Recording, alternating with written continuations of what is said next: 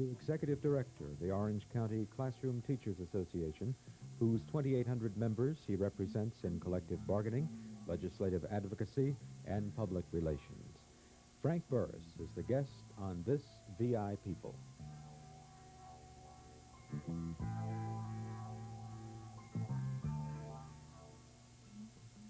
Frank, the last time viewers of Channel 24 saw you, well, I guess you were on a program, one of our public affairs programs, but in that great marathon session last February when the school board was sitting in legislative session as far as deciding on the latest teacher's contract. And then there was a negotiation later on in April in which you were not there. There was a new negotiator. And at the same time, I believe the Orange County School Board had gotten a new negotiator. And the gist of my question is that people started to worry that you were no longer in operation as far as negotiations were concerned. There were rumors that, well, maybe he's leaving, going somewhere. Do you have comment on that? And if so, what is the story? First comment is that I don't plan to go anywhere, at least not for the next couple of years. We concluded the last round of negotiations sometime in late February. The contract was not ratified until March. We were due to start back at the table April 1st, and since my job basically contains more than just bargaining responsibilities, we felt it proper to try someone else at the table. We had among our midst a teacher, Patty Phillips, who had all the qualifications necessary to take over that particular responsibility. It certainly did diminish the exposure that I was having to the media, and therefore I guess stimulated some of the questions as to whether I was still around or not. Well, you've quashed the rumors for us now. Okay. At least we hope. And I suppose the reason that rumors like that get going is that there is this feeling that there's a great deal of personality involved in these negotiations, that the principles in the negotiation sometimes come to the forefront more than perhaps some of the issues. Is that a fair statement to make? I think that it may appear to be that way. I certainly think that it's probably more of an issues dispute, but sometimes the issues being very complicated and oftentimes extensive, the public does not see the conflict as a conflict of issues, but as a conflict between management and the employees, or actually a conflict in personalities at times. Mm-hmm. Well, how overall is collective bargaining going, not just for you, but for the state, or for everyone in Florida at this point? Dave, fortunately, we have completed negotiations for this next year, and the teachers ratified that agreement by a 97% margin. We feel quite good about our last contract negotiations. The law that provides for the rights of public employees to negotiate, however, is extremely weak, and it's causing frustration with labor and management throughout the Florida. We are finding that there'll probably be more strikes and a lot more labor unrest in the state of Florida because of the weak collective bargaining law. It's a process that allows the public employees to sit down and discuss their terms and conditions of employment with their employer. But as a final resolution, as your viewers probably saw after that marathon legislative session by the School Board of Orange County, the public employer has the final say in all those terms and conditions of employment. After all the negotiations, after the involvement of a federal mediator, after the involvement of a special master appointed by the Public Employers Relations Commission, the public employer can disregard all of that and basically decide what goes in the contract of their employees. What is the reasoning behind that set up in that law? There are basically two types of resolution other than the current system. One is the right to strike, which is prohibited by the Constitution of Florida, and the other one is final and binding arbitration, where the neutral third party involved in the negotiations in an attempt to bring the sides closer together or to settle a contract would make a final ruling that would allow a contract to be entered into at that point. Current statutes provide that the arbitrator or special master only make an advisory recommendation to both parties, which can be disregarded by the public employer. It's still a complicated process that boggles the mind in so many areas. Do you find it so, being on the inside and being thoroughly familiar with it? I think we get used to it, the technicalities of it. I don't think we ever get used to the frustration that comes from the type of law that we have. We are making a continuous effort to amend that law to provide for the final and binding arbitration of contract disputes. Well, let me ask you this. How do you feel overall that the sentiment is now between your organization, the Orange County Teachers Organization, and your employer, the Orange County School Board? I think that the last round of negotiations, which went quite smoothly, even though they may have been as a result of the previous round, which was not quite as smooth, has prompted a better spirit of cooperation between the teachers and the school board. A high percentage of ratification in the contract, I think, signaled that. I think that it's a cautious optimism, however, on the part of the employees, because one sufficient raise out of 3 years of bargaining, 4 years of bargaining, is not going to keep them satisfied if the type of relationship and cooperation does not continue. We need additional salary increases for the teachers of Orange County. I think that this next round of bargaining will say a lot more. Now, how long has the bargaining process been going on for Orange County? We have, I believe, for the last 4 or 5 years. And you feel that things have improved over that period of time? I think they've improved within the last year. I think that the person that the school board has hired as their chief negotiator and labor relations person has enhanced the relationship between the teachers and the school board. And I think that they've taken some other actions that would also get credit for improving that relationship.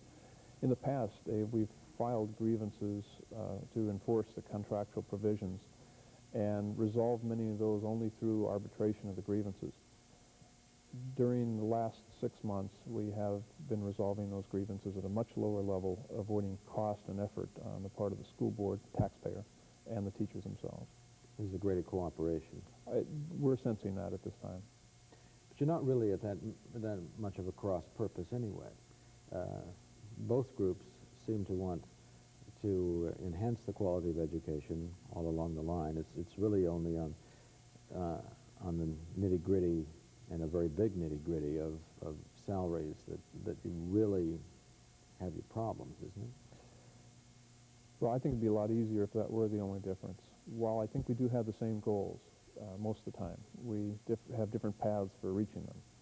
One of our other priorities, the reduction of class size, gets as much negative response from the school system as does our request for increased salaries, or at least it has in the past.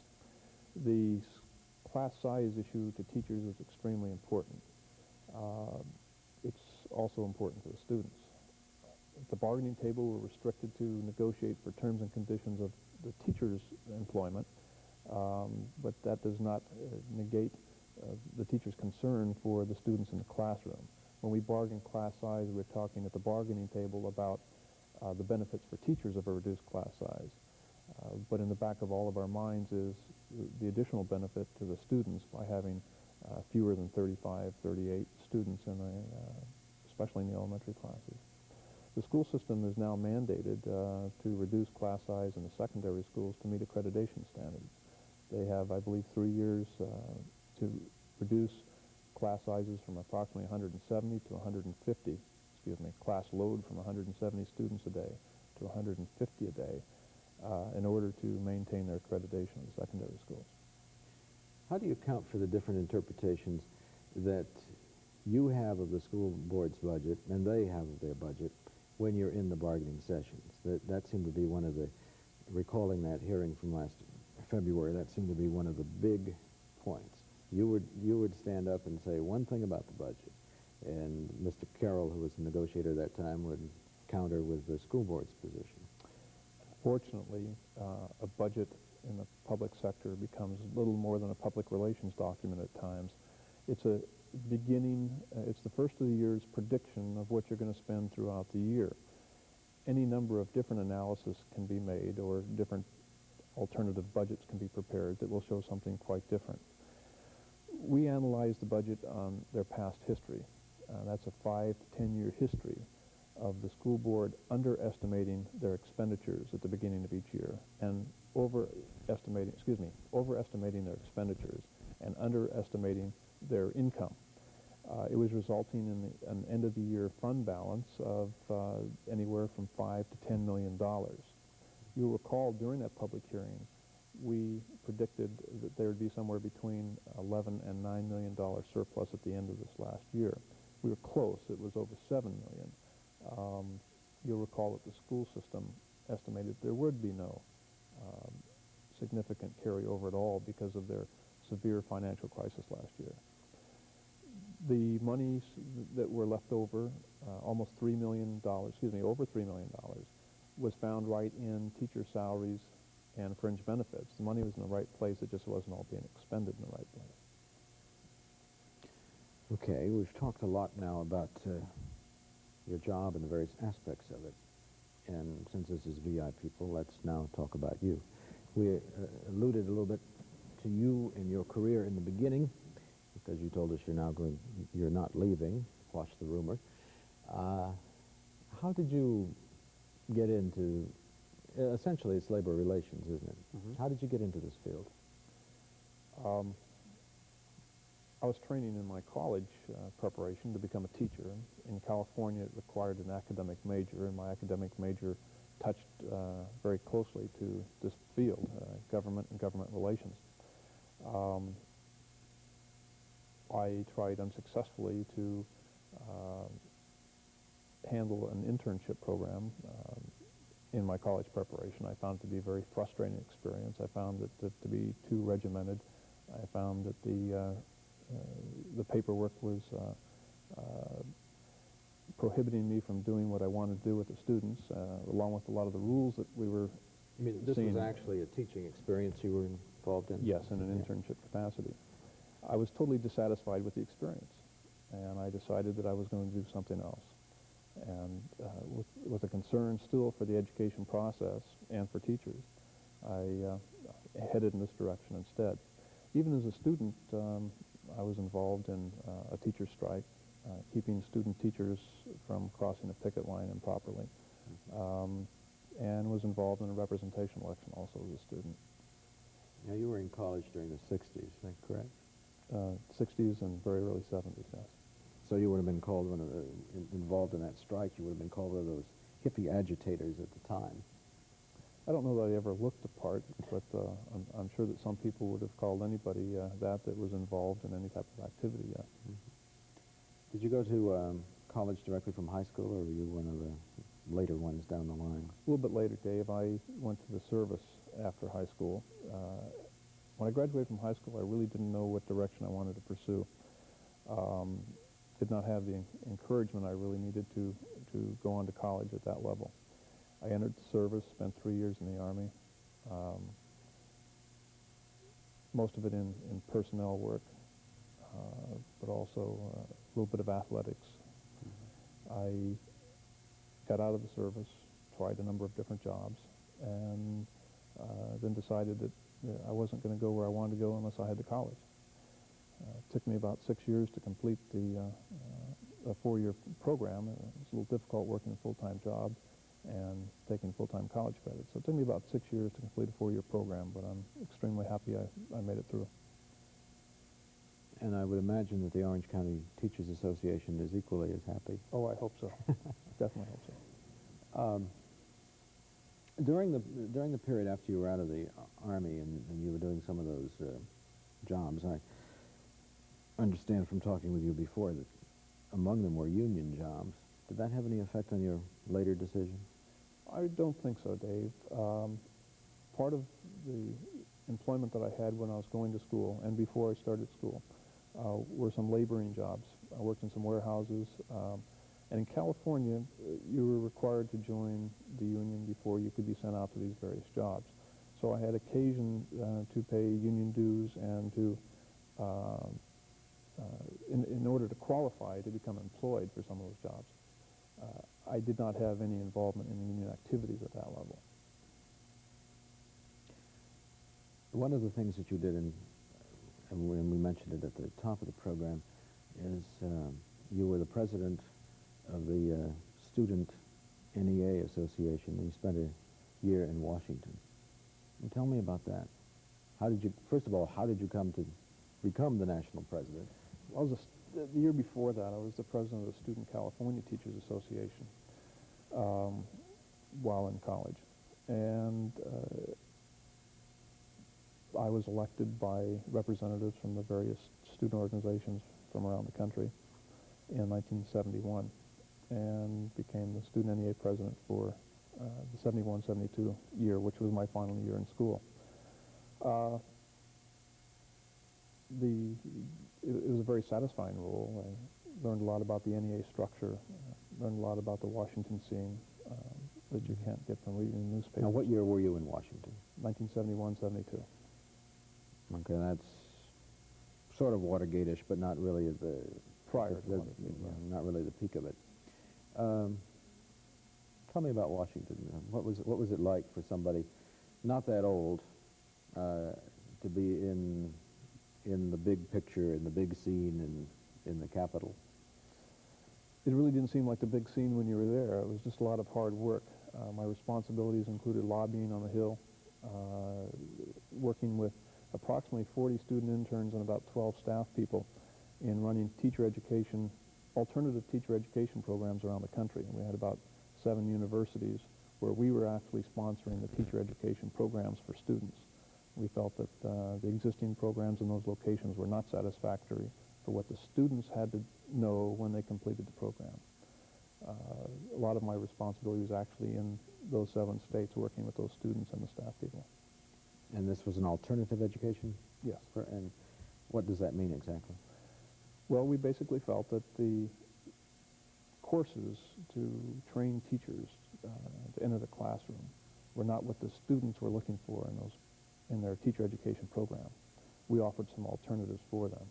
In most of those 7 universities, we found that the school itself picked up our program and implemented our program after our particular year of experimentation was completed. Mm-hmm. We're quite satisfied with the results. We see much more relevant teacher education programs in those 7 schools, even today. What were the specifics? Is it worth going into? I think it'd be quite complicated and quite lengthy. It would probably tax my memory. Okay. To get out of there and graduate. I think that a year in Washington is if you're really involved in what's going on, is a burden. I feel that the move back to Sacramento was a good one. Mm-hmm. I became the director of off-campus housing at the university where I graduated. Also taught a few courses and was involved in curriculum development. Models for community change was one area where I was involved with curriculum development. The other was developing living learning proposals for the residents of the dormitories on campus. Mm-hmm. Exactly what was that program? Someone had the idea that it would be good to incorporate the education with the living experience in the dormitories. And it was my job to develop curriculum that would be relevant to people's residence on the campus. We found that it was a dismal failure. The people that were in the dorms needed a escape from the educational system. They spent all day going to school, and when that day was completed, they really didn't have any desire to participate in the dormitory activities. It was one of those social ideas that just didn't come off? I think so. I think so, and I really don't think it came off at all. I know you were also still politically active in some ways. Was it during this period that you were getting the 18-year-old vote, or was that earlier in your college career? It was a little bit earlier. We were successful in about 71 of getting the constitutional amendment passed, but I spent about 2 years working on the effort to get the 18-year-old vote implemented in the U.S. Constitution.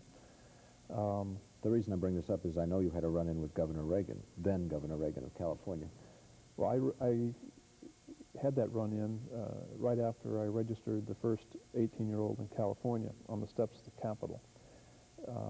Immediately following that, Governor Reagan made sent a directive to the county registrars that they were not to accept the registrations of 18-year-olds, even after there had been court findings to the contrary, that indeed they should accept the 18-year-old registrations. I believe that there were actually a couple confrontations over that, over the registration. He wasn't happy with the registration being completed on the Capitol steps. He also was not happy with our press release following his press release. So we had a couple confrontations. And so I wonder he didn't banish you from the state at that point. Well, I don't think he could do anything like that. I don't know whether he was mad about that or the time I walked in and took his jelly beans to help myself. You to some took of his jelly beans? Yes. He's famous for his jelly beans, and I was in his office one day and just helped myself to a few. And was he there at the time? No, actually, I just took him from the registration, his reception office, not his main office. Okay, the jelly bean caper. Yes. But it doesn't seem to have damaged your career. Not at all. Not at all. You went to school in California, and you are from California. That is correct. You were born there. Right. Those of us who are Easterners and who have never been to California, it's a state of a certain amount of mysticism to us. I believe Jack Parr, in years gone by, has qualified Southern California as Lotus Land, as a native Californian, how do you describe the state? How do you feel about it? I think it's a beautiful state. I think Florida is the only place you can go from California and not really be homesick, though. California is probably has more of a reputation than it actually deserves. I did not find all the mystery and everything about living in California as people have that live outside of California. But definitely I'm satisfied with my move to Florida. Okay, coming ahead now and returning to your job and what you will be doing, what are you going to be doing specifically as far as legislation in the coming years? I think one of the major priorities is looking for an equitable tax base that will furnish sufficient funds to the education of the students of Florida. We're looking now at some regressive tax ideas that are going to play havoc with the future of education in Florida. They are billed as tax reform, an effort to save the taxpayer money. But I think we're looking at schemes that are only going to endanger the level of services that people are going to demand for the next few years. You cannot criticize the job that education is doing and with one hand, and then strike out to take away the funds that it has with the other hand. So we're going to be looking for an equitable tax support mechanism for the public school system. In other words, we're trying to get more money into the Orange County public schools. We're going to look to improve the collective bargaining law, to provide for binding arbitration, to provide penalties for public employers who constantly violate the current law. And I guess our legislative goals are very numerous. Do you have any specifics as far as the tax proposals are concerned? We know what we don't want to happen at this point. I think that what happened this last year, if it's any signal of what's going to happen in the future, is extremely bad. The local property tax millage for public schools was reduced from 8 mil cap to a 6.75 mil cap, with the money being made up for out of state funds. Now, there are those that worry that that's going to cause loss of local control of the school system. I worry more about the stability of that particular tax base. As you take the money away from a very stable market of housing and property, that's a very stable source of funds for public government, and replace it with a very unstable sales tax support from the state government, which fluctuates based on how well the economy is doing. We're looking at some real potential dangers for local government, especially in the school systems. There's one other thing that's running through the school system now and is a constant discussion, and that is the testing of students in order for them to graduate. How does your association stand on that? That is a very complicated question, and I wish we had more time that we could really get into that. The Orange County Classroom Teachers Association on the local level has no particular position. They're viewing the whole situation with a great amount of curiosity and concern. On the state and national level, our organization is totally opposed to the continuance of standardized tests. They believe that there are just any number of indicators which show that it does not accomplish what it's meant to accomplish. Mm-hmm. But that, again, is a very complicated subject and would take some time to deal with. Okay, but there should be some sort of standards, right, as far as allowing a person to graduate. Yes. You're on that basis. Yes, and I think that I think that the teachers, if they were to have an answer to the current problems that we're facing that have stimulated the testing, would be, first of all, to return a little more discipline to the class, a little more say-so about what happens in a classroom to the teacher, and to avoid, to eliminate the social promotions that advance students based strictly on age. Are curriculum changes involved in this?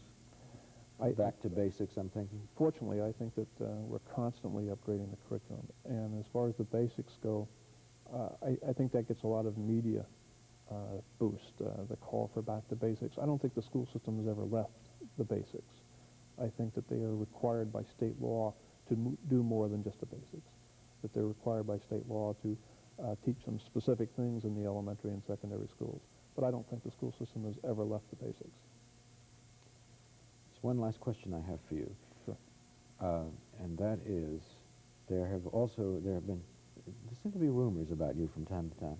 Another rumor is that eventually you will become, you will go into the field of politics.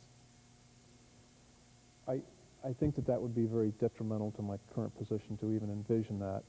If I was beyond your current position, let's say 5-10 years down the road, what do you think? I can't predict that far in advance, David. I just know that if I were to get involved in any political race at this time, or within the foreseeable future, everything else I said about the educational system and about teachers would be viewed as a political statement, and it would have to be questioned. Its validity would have to be questioned. Because of that, while I involve myself in the political arena, I categorically deny that I plan to run for anything. Spoken like a true politician. Frank Burris, thank you very much for being with us. Thank you, Dave.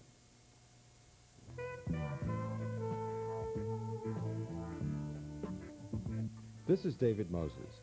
Next week, VIPeople moves to a new day and time, Saturday at 6 p.m. My first guest at our new time will be the TV editor of the Sentinel-Star, Noel Holston, discussing the new TV season this fall. That's VIPeople, Saturdays at 6 p.m. This has been a public affairs presentation of the Channel 24 Local Programming Department. Channel 24 has a new home. Join us at the new Public Broadcast Center at 115...